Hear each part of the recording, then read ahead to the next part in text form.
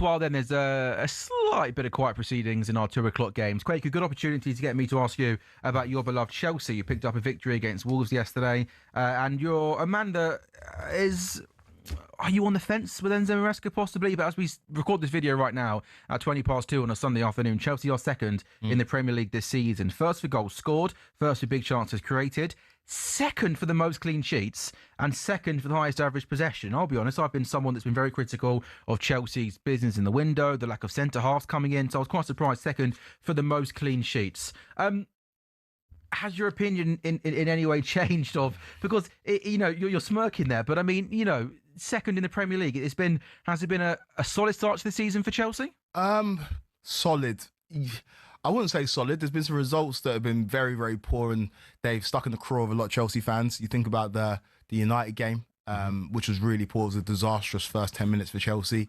The Sunderland game, through to the last stage of the Carabao Cup. So you can't complain, right? And I think that's just my general assessment of Maresca's time as Chelsea manager overall. You can't complain. First season, finished in the top 4, despite a very, very tough run-in.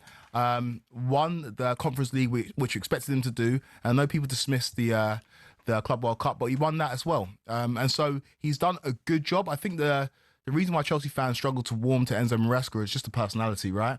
He's not some, but you are...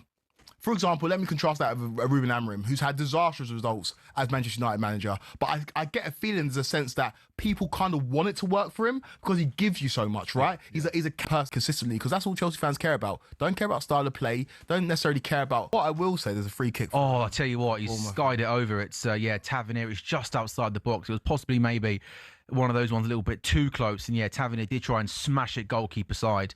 And it was just rising and goes over the bar. That remains Villa 0, Bournemouth 0, Quaker. What I will say about Maresca in terms of you guys being the Chelsea manager, and you can sense that in some of his decisions when it comes to personnel.